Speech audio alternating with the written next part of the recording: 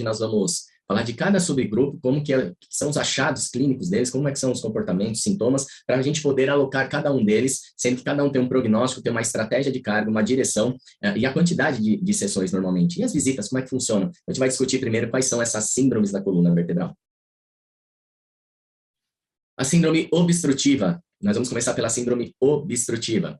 Apresentação clínica. Síndrome com características associadas à coluna vertebral. Essa é uma das síndromes. Apresenta características de alterações rápidas dos sintomas de dor. É aquele paciente que chega com uma dor, eu vou dar um exemplo aqui, com uma dor irradiada na perna, e você consegue ou melhorar muito esse paciente, ou piorá-lo durante a sua avaliação, ou seja, ele tem uma obstrução na coluna, vamos dizer, algo está tocando a raiz do nervo, você consegue ou rapidamente aliviar a pressão, né? E os sintomas vão sendo amenizados nos membros e ficam mais localizados, ou você, através de um erro no diagnóstico, essa dor começa a irradiar mais e se intensificar, ou seja, uma síndrome obstrutiva a gente consegue melhorar rápido esse paciente desde a avaliação, ou piorá-lo no caso de um equívoco na avaliação.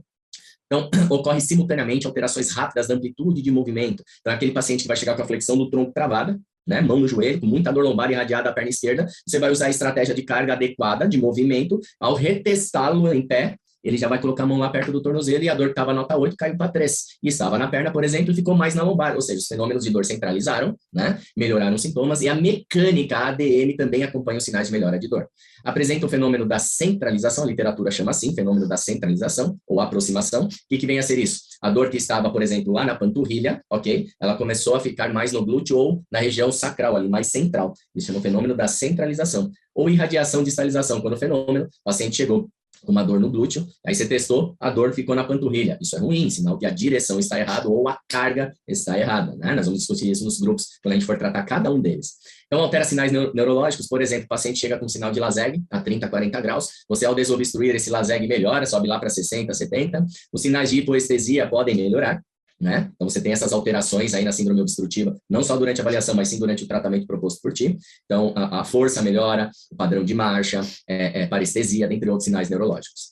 Altera a amplitude de movimento da coluna vertebral e dos membros superiores e inferiores. Então, as síndromes obstrutivas, por exemplo, de coluna cervical, quando você desobstrui o pescoço, que estava, por exemplo, uma limitação de rotação para a direita, que é meu lado direito, você fez uma manobra e ele rodou mais, e o braço que erguia até aqui começou a ir mais, ou seja, você desobstruiu toda a tensão neural que existia naquele plexo braquial, e assim vale para a coluna lombar também. E quais são esses subgrupos, Eduardo, da obstrução, da síndrome obstrutiva? Ela pode ser a síndrome obstrutiva anterior, síndrome obstrutiva posterior, síndrome obstrutiva anterolateral e síndrome obstrutiva posterolateral. Qual a história clínica dessa síndrome obstrutiva? A idade acima dos 15 anos. Crianças e adolescentes podem ter algumas obstruções, sim, ok? Acima dos 15 anos. Características da dor, ela pode ser uma dor local, ou referida, ou radicular. Ou seja, o paciente pode vir te procurar com uma dor central lombar, uma dor referida no membro inferior direito, por exemplo, até a panturrilha, ou uma dor radicular, que é a dor de alta intensidade, que não tem movimento de preferência, com dermátomo bem definido, onde há uma dor insuportável que nenhum remédio ajuda, ok? Em relação ao tempo, pode ser agudo, subagudo ou crônico. Sintomas podem ser constantes ou intermitentes, oscilando durante o dia. Então, o paciente pode ter uma dor contínua na perna, abaixo da linha da prega glútea, até a panturrilha, ou falar assim, não, Eduardo, olha, tem dia que minha dor está mais no glúteo, hoje, por exemplo, está no glúteo e um pouco da coxa, mas tem dia que vai lá na panturrilha, tem dia que está mais no glúteo, ou seja, uma dor que oscila, pode ser durante o dia ou durante os dias, ok?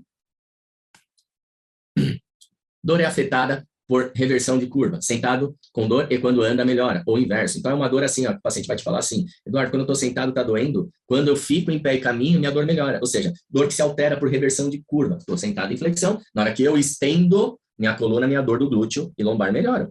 Ou seja, mudanças rápidas, né, de sintomas, lembra nos slides anteriores. E o inverso também, estou com dor em pé, Eduardo, eu sento, dá 1 minuto, a minha dor passa. Isso é importante para a gente definir lá na frente, naqueles subgrupos, qual que é a importância de a gente saber dor em pé e dor sentado. Isso é muito fundamental e extremamente importante e relevante. Queixa prévia de dor na lombar e cervical. Então, esses pacientes sempre, quando vierem te procurar, tô com uma dor no quadril aqui, ó, descendo para a coxa. Mas você já teve dor na lombar? Já tive lá atrás várias crises, mas agora minha lombar não dói. Não importa. História prévia de queixa de dor lombar. Você tem já que desconfiar que aquela dor na lateral da coxa não é trato tibial e sim lombar. Aquela dor do ombro localizada ou irradiada aqui no dermátomo de C5 não é uma bursite ou uma ruptura parcial do infra-supra, e sim uma dor oriunda ali da coluna cervical. Aquela dor de punho com história sempre de torcicolo prévio, dor no pescoço, queimação, avalia a coluna cervical. Tá? Vocês vão aprender nas aulas na prática como fazer isso, tá?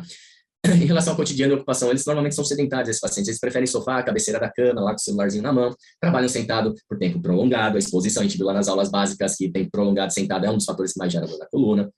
Em relação às atividades ocupacionais, que envolvem a flexão repetida da coluna e tempo prolongado em exposição, de flexão. Então, sei lá, o servente de pedreiro, o pessoal que pega muita caixa, ou seja, movimento repetido numa determinada posição é importante, porque normalmente esses pacientes fazem muita repetição e flexão e começam a sentir dor para estender, normalmente o movimento de preferência dele vai ser uma extensão. Ok? Ou se fica muito tempo em pé o dia inteiro, um vendedor de loja, tem dor em pé em extensão, porque ficar em pé é extensão mantida com carga da coluna. Quando ele senta, alivia, qual que é o movimento que vai aliviar ele? Flexão repetida com a carga certa. Então, esse é o raciocínio que vocês vão começar a desenvolver. Ok, vamos lá? Postura, afeta os sintomas, né? Em relação à postura, a postura afeta o sintoma. O paciente está meio relaxadão assim, se você for levantar ele, esticar a coluna dele, manter a extensão, vai afetar o sintoma, ou para pior ou para melhor. Pode apresentar alguns desvios, tá? Pode apresentar alguns desvios, na coluna cervical, normalmente aqui, lateral, ou protrusão, tá? Na lombar, normalmente é o shift lateral, o quadril se desvia para o lado contralateral a dor, enfim. Parte neurológica pode estar positivo ou negativo os testes, tá? Na dinâmica de movimento, ele tem dor, pode ter desvios relevantes, ok? Durante o movimento, ele vai descendo, ele dá umas enroscadas, uma dor, aí inclina o tronco para continuar fletindo, ADM alterado e movimento obstruído. A palpação, não gosto muito de palpar, mas a palpação vai apresentar algumas rigidez, ok? Pontos gatilhos, lógico, a gente não trata mais essas questões de ponto gatilho, a gente vai tratar a coluna, mas se você for palpar, por exemplo, região de glúteos, o seu paciente com crise lombar, ele vai dar um pulo, ok? E tensão aumentada, tudo tenso, os testes de Laseg tenso, a musculatura tensa, enfim, o paciente tenso. A estratégia de carga e direção altera os sintomas. O que é interessante você entender na síndrome obstrutiva? Independente do subgrupo que ela seja. Que, dependendo da escolha do meu movimento, ou vou piorar ou vou melhorar meu paciente. Então, quando o paciente chega com uma dor procurando você deita no decúbito ventral, e já vai fazer alguma extensão, e aquela dor da perna já começa a piorar, você já entende que ele já é uma obstrução, só o fato de ter piorado. Ou o fato só de deitar de decúbito ventral, que é a extensão mantida, ok?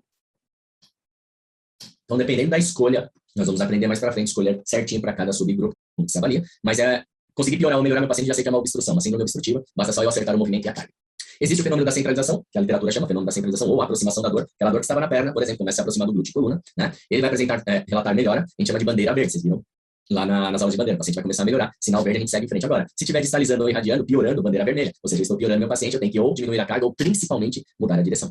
Na síndrome obstrutiva, as forças e estratégias de carga e direção são importantes para realocar o tecido que está obstruindo o movimento ou aliviar a tensão das estruturas sensíveis da coluna. Então, nesse grupo obstrução, ou tem algo encostando na lesão, tal do pinçamento, o tecido do disco está encostando, a raiz nervosa, e eu vou fazer movimentos, porque o disco tem movimentos, vai aliviar a pressão, ou algo que é ricamente inervado lá na coluna, somente o ligamento longitudinal anterior, posterior, pequenos ligamentos posterolaterais, anterolaterais e o próprio disco, facetas articulares, enfim, estão sob tensão excessiva. O que nós vamos ter que fazer? Diminuir a tensão. Dor mecânica, o único profissional que trata dor mecânica é fisioterapeuta especialista em coluna. Dor mecânica, dor que vai ser resolvida através de movimentos, tá?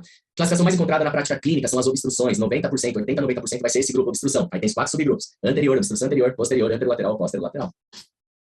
Síndrome obstrutiva posterior, SOP, mais comum na prática clínica, responde bem aos movimentos de extensão da coluna com estratégia de carga e força. Última estratégia de carga é a extensão em pé ativa do paciente. Nós vamos ver isso especificamente ao tratar esse grupo. Então, o paciente vai responder bem inicialmente a extensão na maca. Depois vai progredir carga, e vocês vão aprender como progredir, quais são os critérios para progredir a maior carga na coluna sem medo, mesmo que o disco esteja herniado ou extruso, ok? Síndrome obstrutiva anterior, SOA, responde bem aos movimentos de flexão da coluna com estratégias de carga, ok? Síndrome obstrutiva posterolateral, responderá moderadamente à extensão no início da avaliação, então aquele paciente que nos engana, aquele paciente vai começar a melhorar com a extensão repetida, porém, os sintomas permanecem sem a centralização significativa, ou seja, a dor que estava na panturrilha começa a subir, fica ali no glúteo, aí desce para a coxa, um pouquinho na prega glútea, você evolui carga, ela parece que vai centralizar, não centraliza, a dor não fica ali na região do meio glúteo, ela fica sempre abaixo da prega glútea, e aí nós vamos ter que associar a inclinação contralateral e ipsilateral ao lado da dor, ou seja, colocar o quadril para o lado contralateral, sim, a dor é do lado direito, nós vamos ver isso na aula, calma, né, tratamento específico, tem uma dor no membro inferior direito, fiz extensão, a dor começou a ficar no glúteo, mas não saiu dali, eu coloco o quadril para o meu lado oposto à dor, ou seja, inclino a lombar no mesmo lado, ok, e estendo, extensão com inclinação ipsilateral, a dor vai começar a ir para o centro, e aí você evolui carga nesse plano lateral, depois evolui novamente para o sagital. Tudo isso eu vou mostrar nas aulas de tratamento de cada subgrupo desse mais à frente. Síndrome obstrutiva anterolateral responderá bem inicialmente à flexão, porém os sintomas melhorarão após estourar o plano frontal ou transversal, ou seja, você vai começar a fazer flexão repetida no seu paciente, ele vai melhorar, igualzinho o grupo acima citado nesse slide, só que você vai ter que acionar a parte lateral, flexão com rotação ipsilateral ao lado da dor, ou flexão com inclinação, ok? Depois finalizar somente com flexão na hora certa, vocês vão identificar o momento certo de cada avanço. Esse é o grupo de obstrução, ok?